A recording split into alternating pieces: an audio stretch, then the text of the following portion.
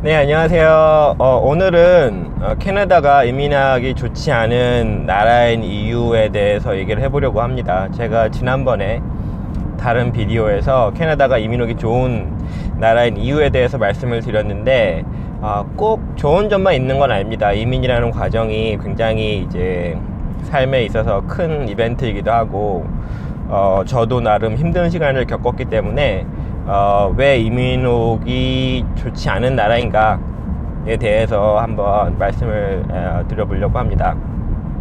첫 번째로는 언어가 다르다라는 점인데요.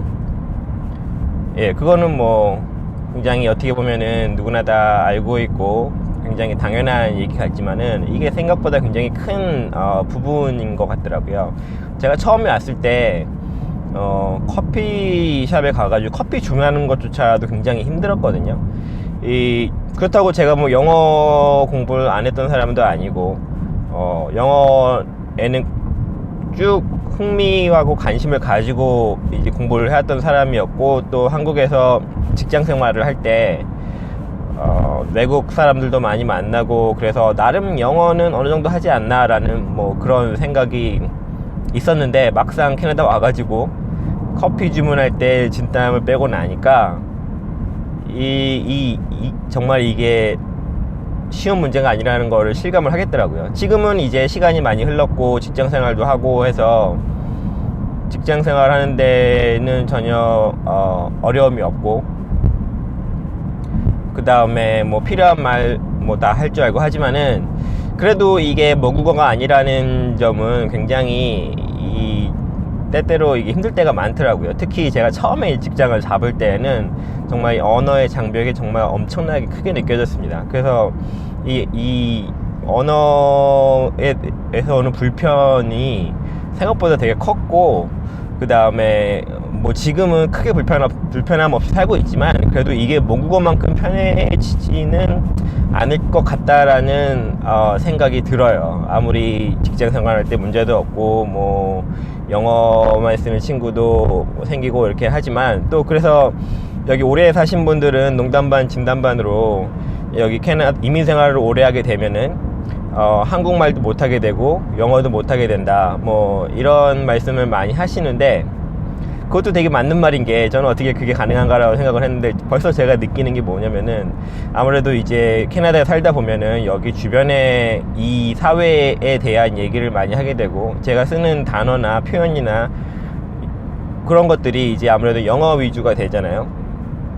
그러면 하지만 저는 이제 한국에서 태어난 한국 사람이니까, 한국에서 자라고 한국에서 일도 했고 공부도 했기 때문에 집에서는 항상 한국말 쓴단 말이죠. 제 가족이 모두 한국 사람이니까. 그러면은 이제 한국말을 기본으로 쓰지만은 또 뭐 단어나 이런 것들이 영어가 많이 섞이게 돼요. 왜냐면은 한국엔 없는 것들이 많고, 그 다음에 굳이 여기 쓰는 단어를 한국말로 번역해서 할 필요는 없잖아요. 여기 현지에서 얘기를 하는데. 그렇게 되면은 이제 영어 같은 걸 굉장히 많이 섞어 쓰게 되고, 표현도 좀 이상하게 되고, 뭐 그 다음에는 이제 다시 굳이 한국말로 이제 사용을 하지 않기 때문에 이제 그런 것들이 양쪽이 다 이제 어색해지는 그런 상황이 오게 된 거죠. 실제로 이제 제 와이프가 한국에 이제 놀러 갔을 때 친구들이랑 길을 가다가 이제 주유소를 봤어요. 근데 주유소라는 말이 갑자기 생각이 안 나가지고 가스 스테이션이라고 했는데, 그때 이제 한국 사람들이 엄청, 이제 한국 친구들이 엄청 이제 놀렸던 그런 경험이 있거든요. 그런 것처럼 정말 한국말도 못하고 영어도 못하게 된다라는 그 말이 어느 정도 일리는 있는 것 같습니다. 어쨌든 그 이민에서 가장 중요한 거는 언어에 대한 거고, 이 언어는 누구나 이제 크게 어려움을 느끼는 점인데, 저 같은 경우는 어떻게 극복을 했냐면은, 직장 생활을 하게 되면은 아무래도 이제 영어를 100% 써야 되는 환경이니까, 또 거기서 이제 살아남아야 되니까, 그래서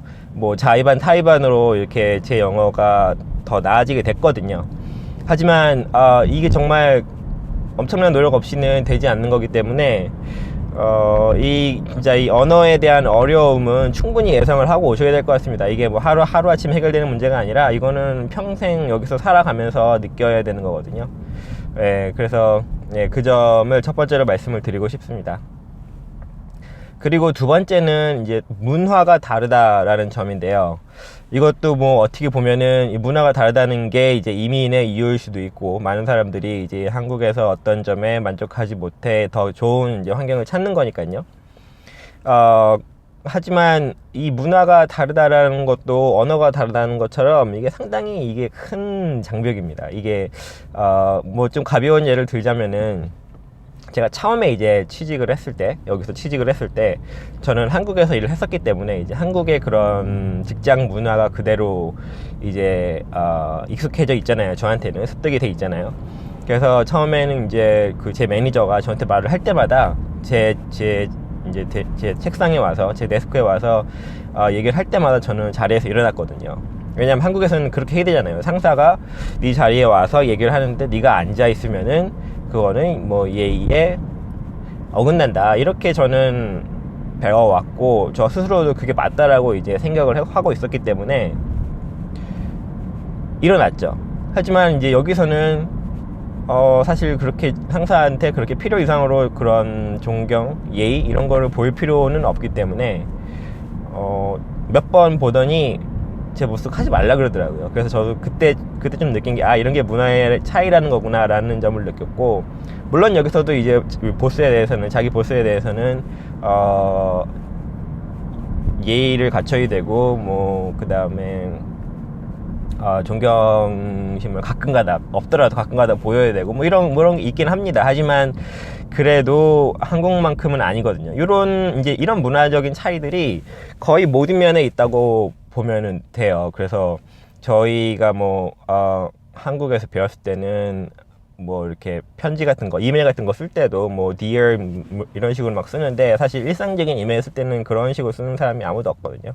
이런 것들을 뭐 배워 나가면 되지만, 이런 것들이 이제 사회 그러니까는 겪게 되는 모든 일에서 조금씩 있기 때문에, 가령 길거리에서 사람을 마주치다가 인사를 한다던가, 한국에서는 사실 길거리에서 지나가는데 인사하지 않잖아요. 아는 사람 아니면은.